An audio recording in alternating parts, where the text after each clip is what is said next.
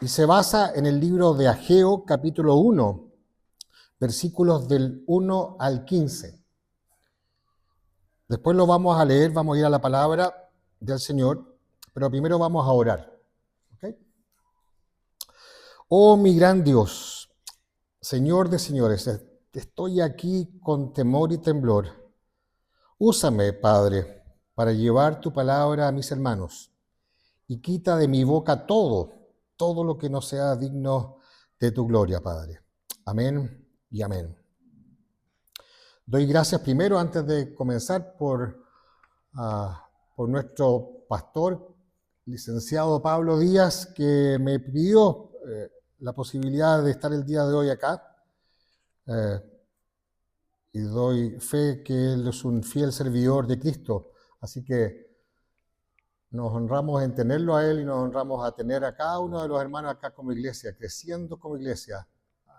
Vamos a empezar el curso de catecúmenos y eso también nos debe llenar de emoción, de comienzo de lo que es la historia nuestra, el redil. Como introducción, vamos a hablar del corazón. Como introducción les quiero decir, bueno, ustedes saben la mayoría que yo soy médico, me dedico a lo que es la medicina interna, y dentro de lo que es la medicina, el día de hoy, la cardiología es una de las áreas prioritarias que tiene. Y en la medicina de hoy nos basamos en la medicina preventiva, más que la medicina curativa. Y acá hay otros médicos, acá hay otra gente que se dedica al área de la salud, así que lo sabe. Es muy relevante eso el día de hoy, controlar nuestro corazón. Y vamos a tener controles con exámenes cardiovasculares, vamos al doctor, nos toman la presión, nos sometemos a varios exámenes para revisar cómo está nuestro corazón el día de hoy. Y los médicos les decimos a los pacientes que ojalá cambien hábitos, que coman saludable, que hagan ejercicio, que tengan horas de sueño, que puedan cambiar su forma actual de vivir por lo que ojalá su corazón sea beneficiado con eso. Y eso es lo que vamos a hacer el día de hoy, hermanos. Ustedes se preguntarán por qué hablo de tanto tema médico. A lo mejor me equivoqué de lugar. Este no es un estrado normal, es un púlpito.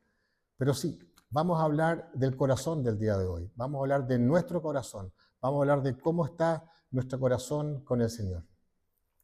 Para eso, y antes de entrar en Ageo, les voy a explicar un poco el contexto de esto. Y la verdad es que cuando me estuve preparando para la prédica de hoy, fue muy lindo ver y interesante ver datos relevantes para entrar al tema de Ageo, relevantes de la historia bíblica. Antes de comenzar el libro de Ageo, 70 años antes, Nabucodonosor, en el año 586, destrozó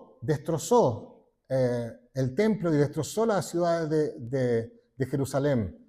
Y tomó por exilio y se fue el pueblo, la mayoría, por exilio a Babilonia. Babilonia era un lugar muy próspero, de mucho comercio, muy bullante. Pero estando allá, la verdad es que estaban en exilio, así que el pueblo no estaba conforme, no estaba bien. Pero en el libro de Esdras, ya en el año 538, el rey persa, el rey Ciro, menciona un edicto en el que dice, ok, la gente que ya estaba exiliada puede volver a sus lugares. Y eso es impresionante, porque eso ya estaba profetizado antes en el libro de Isaías, 150 años antes que ocurriera. Y el que estuvieran 70 años en el exilio, el pueblo también era profetizado por Jeremías 300 años antes. Oh, qué maravillosa es la palabra, cómo es de perfecta, cómo se concatena todo en diferentes tiempos, se profetizan cosas y ocurren tal como el Señor lo ha profetizado. Bueno, se dicta este edicto, el rey Ciro, y vuelve en 5 subgrupos el pueblo de Israel hacia Jerusalén y los lleva de nuevo a casa el líder que tenían en ese momento, que era Zorobabel. y van con Zorobabel, pero no todo el pueblo, vuelven más o menos 50.000 israelíes a lo que era su lugar. Vuelven a Israel con la misión de reconstruir este templo. Yendo hacia allá, llegan en el año 534, comienzan a reconstruir el templo con fuerza, con alegría, porque antes están de nuevo en casa y están cumpliendo la orden que el Señor les dio, reconstruir su templo. Pero a poco andar, pasaron 2 años, y en el año 534 llegaron en el año 536 a.C., y en el año 534 se acabó, dejaron de construir el templo. Hubo luchas con enemigos, pero hubo luchas internas también, y el rey Darío en ese año, que había venido a ser el rey persa después de la muerte del rey Ciro, quitó la subvención que le había dado el rey Ciro para construir el templo. Y entonces ellos, basados en eso, pero basados además en que su voluntad no estaba como llegaron a construir el templo, dejaron de construir el templo y se mantuvieron ahí. Ese es el contexto en el que llega Ageo en el año 520 a.C. Ahí comienza el libro Ageo, cuando ya habían detenido la construcción del templo y habían pasado 15 años después de la construcción del templo. Así que vamos a leer la palabra del Señor en Ageo 1, del 1 al 15. Y dice así: en el año segundo del rey Darío, en el mes sexto, en el primer día del mes, vino palabra de Jehová por medio del profeta Ageo a Zorobabel, hijo de Salatiel, gobernador de Judá, y a Josué, hijo de Josadac, sumo sacerdote, diciendo: así ha hablado Jehová de los ejércitos, diciendo: este pueblo dice, no ha llegado aún el tiempo de que la casa de Jehová sea reedificada. Entonces vino palabra de Jehová por medio del profeta Ageo, diciendo: es para vosotros tiempo, para vosotros, de habitar en vuestras casas artesonadas, y esta casa está desierta. Pues así ha dicho Jehová de los ejércitos: meditad bien sobre vuestros caminos. Sembráis mucho y recogéis poco. Coméis y no os saciáis. Bebéis y no quedáis satisfechos. Os vestís y no os calentáis. Y el que trabaja a jornal recibe su jornal en saco roto. Así ha dicho Jehová de los ejércitos: meditad sobre vuestros caminos. Subid al monte y traed madera y reedificad la casa, y pondré en ella mi voluntad, y seré glorificado, ha dicho Jehová. Buscáis mucho y halláis poco, y encerráis en casa, y yo lo disiparé en un soplo. ¿Por qué?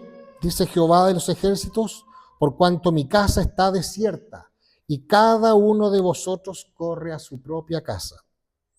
Por eso se detuvo de los cielos sobre vosotros la lluvia, y la tierra detuvo sus frutos. Y llamé la sequía sobre esta tierra y sobre los montes, sobre el trigo, sobre el vino, sobre el aceite, sobre todo lo que la tierra produce, sobre los hombres y sobre las bestias, y sobre todo trabajo de manos. Y oyó Zorobabel, hijo de Salatiel, y Josué, hijo de Josadac, sumo sacerdote, y todo el resto del pueblo, la voz de Jehová su Dios, y las palabras del profeta Ageo, como le había enviado Jehová su Dios, y temió el pueblo delante de Jehová. Entonces Ageo, enviado de Jehová, habló por mandato de Jehová al pueblo, diciendo: yo estoy con vosotros, dice Jehová.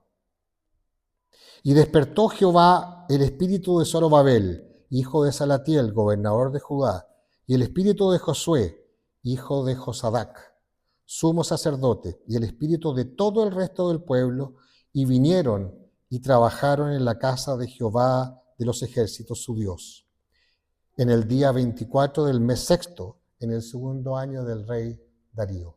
Amén. Amén. Como podemos ver, el pueblo regresó desde Babilonia, desde el exilio de Babilonia, pero en lugar de agradecer y mantenerse en eso y obedecer con la reconstrucción del templo, después de un tiempo ellos se centraron en sus propias necesidades, en otras prioridades. Por distintos motivos se centraron en sus causas, descuidando la casa del Señor. Resultado: esterilidad, frustración, hasta disciplina divina. Lo que vemos en este capítulo de Ageo nos recuerda claramente lo que vivimos en el mundo de hoy en día. Esto nos llama a este mundo hoy día a la prosperidad externa, y en que lo propio, y en lo propio, y descuidando, sí, a la vez, nuestra prioridad, que es el Señor. Ese no es el camino, claramente no es el camino, y nos trae amargura, angustia, incluso depresión. Claramente existe una falta de fe que se traduce en no obedecer, pero el Dios de Israel continúa siendo fiel a su pacto y disciplina a este con amor de padre para lograr la restauración de su pueblo. Recordemos lo que vimos hace 2 domingos, cuando estuvo el pastor Rui predicando Juan 15. Y vimos claramente que ningún propósito se cumple si como iglesia o personas no estamos sujetos a la vid verdadera. Y la poda o la disciplina se va a realizar por medio del Padre para lograr esos cambios. Revisemos, por lo tanto, nuestros corazones, revisemos nuestra prioridad, queridos hermanos. La prédica la voy a dividir en 3 puntos. El primer, no sé si pero como presbiteriano. El primer punto es: una fe desordenada produce prioridades equivocadas. Y voy a leer nuevamente el capítulo 1 del versículo 1 al 4.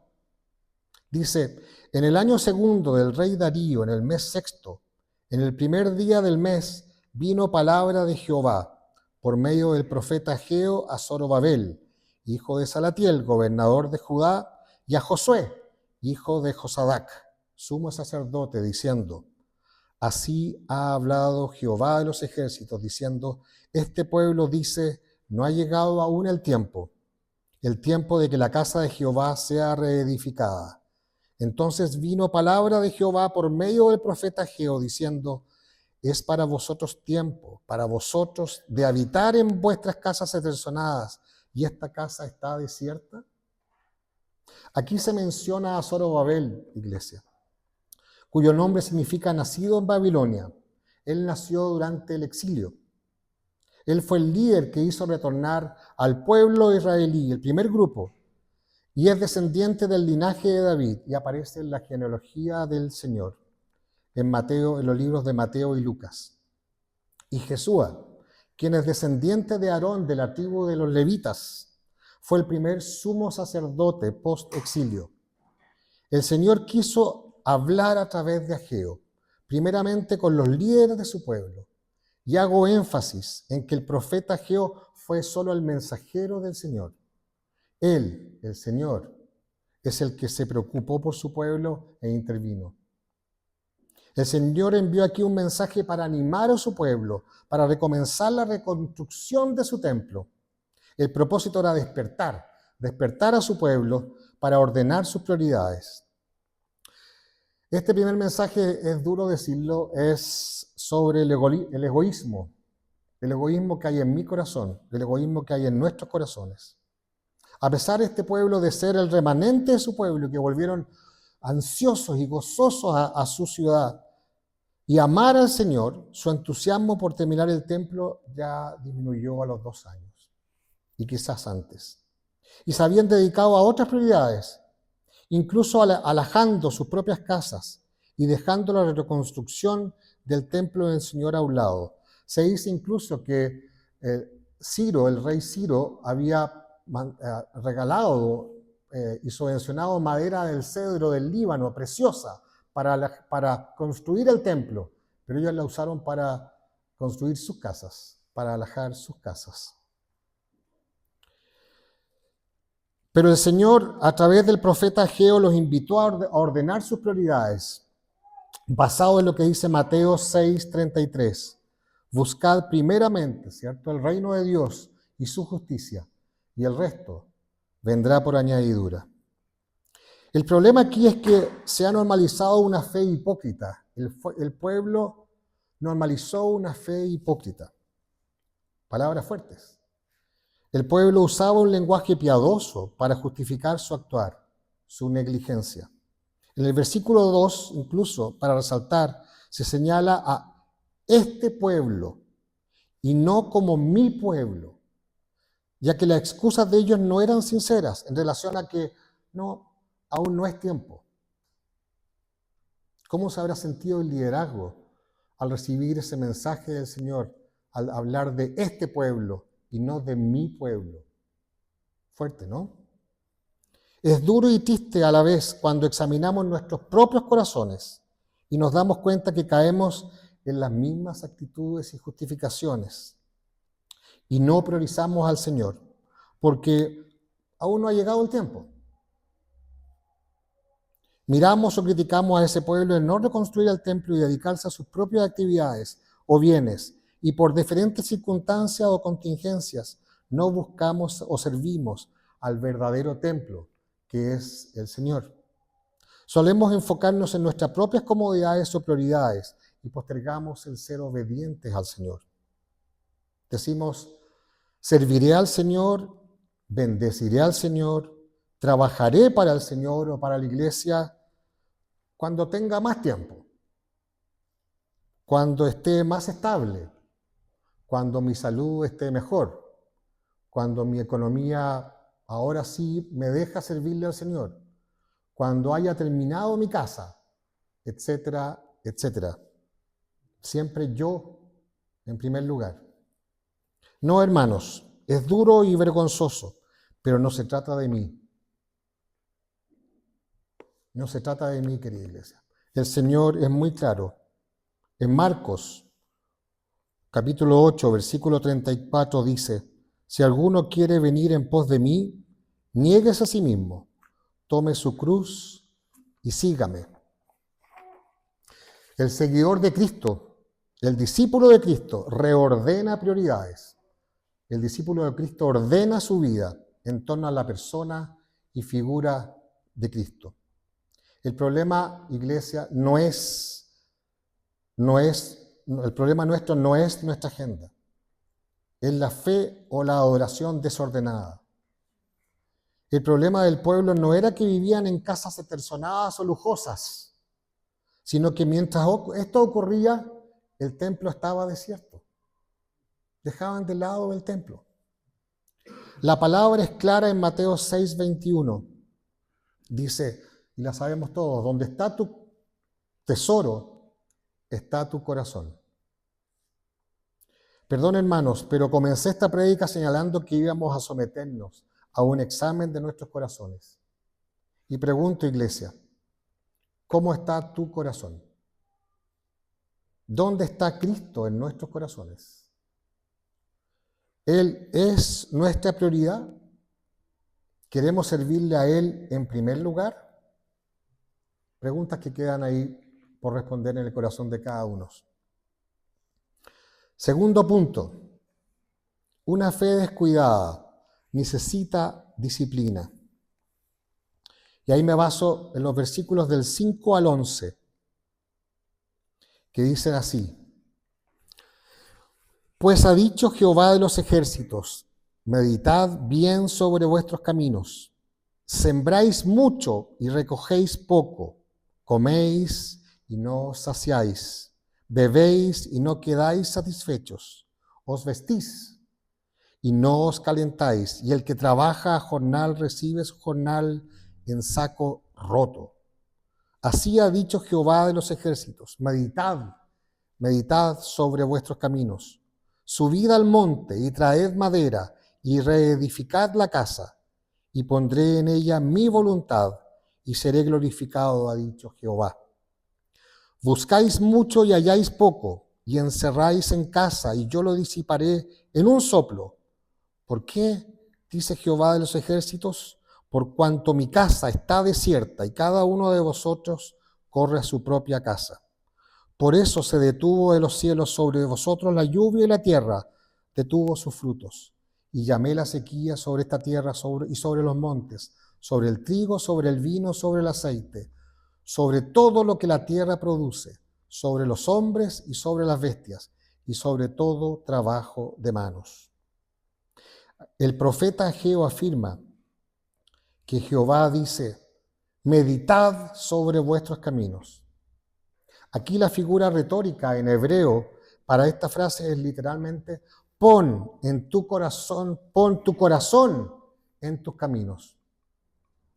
No solo reordenemos, pongamos nuestro corazón en ese orden, pongamos nuestro corazón en nuestros caminos. El Señor le pregunta al pueblo si se dan cuenta en qué dirección van. ¿En qué dirección va tu vida, iglesia? Y si realmente queremos continuar de esa manera, su misericordia es muy grande. Nos da la oportunidad a nosotros de hacernos esa misma pregunta y revisar nuevamente nuestros corazones y escuchar al Espíritu Santo para reencauzar la dirección de nuestra vida. Oh, su amor es maravilloso. A pesar nuestro, Él nos da una y otra oportunidad a través de su palabra. En estos versículos se muestra que la causa de sus dificultades financieras eran sus prioridades equivocadas y sufrían revés tras revés, ya que la bendición de Dios claramente por la palabra no estaba con ellos. En lugar de mucho se cosechó poco y lo poco que se traían no alcanzaba. ¿Les suena familiar? Aquí se describe claramente esa actividad febril pero ineficaz que ocurre muchas veces en nuestra época, verdaderos sacos rotos. El pueblo de Israel estaba siendo juzgado y no lo sabían. Pensaban que era mala suerte o que eran malos tiempos difíciles, pero el Señor les estaba hablando. El Señor les estaba diciendo algo. Él estaba actuando, Él estaba sentado en el trono. Amándolos, Él estaba podando, Él estaba disciplinando. El Señor no se equivoca. Debemos vivir con reverencia al Señor. Estamos frente al Rey. Debemos ser obedientes a Él. En ocasiones nuestras prioridades están fuera de orden, pero parece que no sufrimos serias dificultades y asumimos que solamente está pasando esto, aunque no lo estamos haciendo bien, por su misericordia, que es grande y que es esa lo que nos sustenta a pesar de nuestro actuar. Bueno, hermanos, debemos reconocer esto y reordenar nuestras prioridades antes de que Él use la crisis para llegar a nosotros. Siempre Él va a llegar a nosotros. Si vivimos con nuestras prioridades equivocadas, nada nos va a satisfacer. Cada vez buscaremos algo más, y al alcanzar el objetivo iremos por otra cosa. Viviremos afanados. Nada llenará ese vacío, excepto poner al Señor en primer lugar. En el versículo 8, el Señor pide: subid al monte y traed madera y reedificad la casa. Él nos llama a trabajar. Un trabajo que se apoya en la oración. Era hora de que el pueblo de Dios comenzara a agradecerle a Él y agradarle a Él en lugar de continuar complaciéndose ellos mismos. Ahora era el turno del Señor, pero Él les decía que lo hicieran con el corazón correcto. ¿Ven? Nuevamente el corazón. Un corazón que quería agradar y glorificar a Dios. Este punto, hermanos, es de suma importancia. Nuevamente el Señor se preocupa por nuestro corazón, el corazón que está detrás de la acción. Disponer nuestro corazón con gozo para glorificar a Dios en cada acción, entregarnos para servirle y bendecirle con un corazón alegre, servirle con un corazón rendido a Él. En los versículos del 9 al 11, el Señor dice que claramente nos muestra que cuando descuidamos a Dios, nada funciona bien. El Señor ordenó la sequía sobre esta tierra. El problema era su pueblo. Sus prioridades, hermanos, somos nosotros, nuestro corazón, nuestra falta de fe, nuestro no poner al Señor como prioridad, sin el Señor en el centro. Aquí claramente el Señor no bendijo a ese pueblo, incluso lo frustró de sus 3 cosechas claves, que eran el trigo, el vino y el aceite, ¿cierto? Pero aquí el concepto clave en estos versículos es la providencia de Dios. La providencia de Dios. Él nos corrige, pero nos sostiene en medio de la corrección. Él nos disciplina, pero Él está ahí. Cristo confronta lo que gobierna en nuestros corazones, pero Él sigue ahí cercano. Hay creyentes frustrados, muchas veces o dolidos por esta corrección del Padre, pero este es el amor manifestado del Padre. No es castigo, es amor correctivo y purificador. ¿No lo hacemos o tratamos de hacerlo nosotros con nuestros hijos? ¿Cuánto más lo hace nuestro Padre? Hermanos, es una oportunidad para revisarnos y examinarnos en forma seria y profunda por cómo está nuestro corazón, en lo más íntimo con nuestro Señor. Es momento de producir un cambio en nosotros. Solo Él puede transformar nuestro corazón. Tercer punto, la fe verdadera es obediencia y servicio. Y está basado en los versículos del 12 al 15.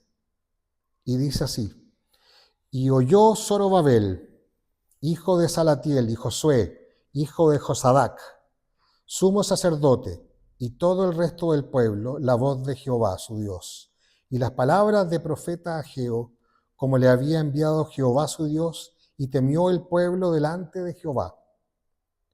Entonces Ageo, dice en el 13, enviado de Jehová, habló por mandato de Jehová al pueblo, diciendo: yo estoy con vosotros, dice Jehová.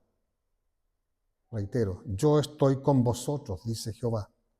Y despertó Jehová el espíritu de Zorobabel, hijo de Salatiel, gobernador de Judá, y el espíritu de Josué, hijo de Josadac, sumo sacerdote, y el espíritu de todo el resto del pueblo, y vinieron y trabajaron en la casa de Jehová de los ejércitos, su Dios, en el día 24 del mes sexto, en el 2º año del rey Darío. Amén. Aquí está claramente la respuesta al profeta Ageo. La obediencia tenía que comenzar, en este caso, con el liderazgo. Este no fue un Señor solamente para el pueblo, sino también para los más altos líderes que ellos tenían. La voz de Dios fue expresada a través de la palabra del profeta Ageo. Este es el principio de la inspiración de las Escrituras en acción. Dios habla literalmente, pero a través de las palabras de un hombre. Al señalar a ambos, Ageo aquí claramente distingue entre el autor de la verdad y el mensajero de la verdad. El respeto de Dios por Ageo se basa en su oficio, profeta, ¿cierto? Y su comisión, le había enviado Jehová. Aquí el temor de Dios provocó obediencia. Este era más que respeto básico, era de conocimiento de que Dios es un juez que nos trata con justicia, con amor, pero con justicia. Dios estaba allí para animarlos y fortalecerlos para la obra. Él siempre nos empodera y alienta a hacer lo que Él manda. Él está siempre allí. Él está siempre. Así es, hermanos. Él está siempre. Amén. ¿Anhelamos tal despertar del Espíritu entre su pueblo el día de hoy? ¿No es así, iglesia? Ojalá eso ocurriera acá y llegara su palabra y obedeciéramos instantáneamente. Este movimiento comenzó con el liderazgo, en este caso, y se extendió a todo su pueblo. Aleluya.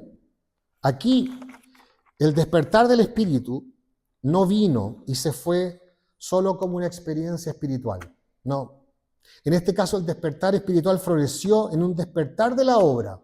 Y el templo se terminó de construir finalmente 4 años después, en el año 516 a.C. Esto es lo que ansiamos de corazón. Una obediencia concreta. Resumen de estos últimos versículos. ¿Cuál fue la respuesta correcta del creyente?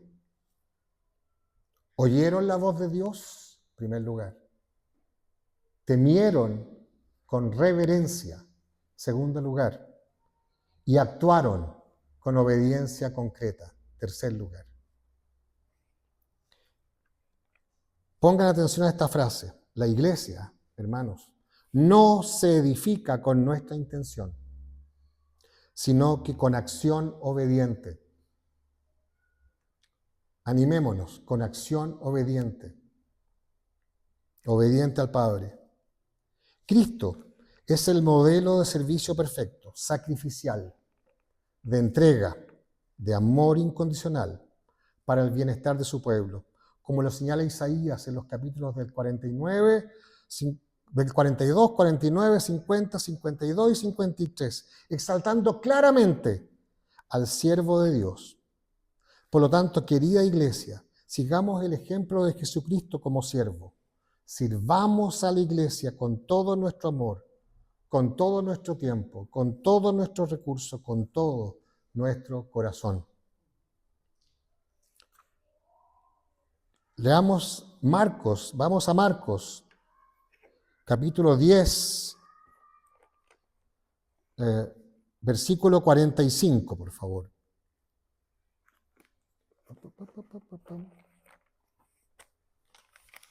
Dice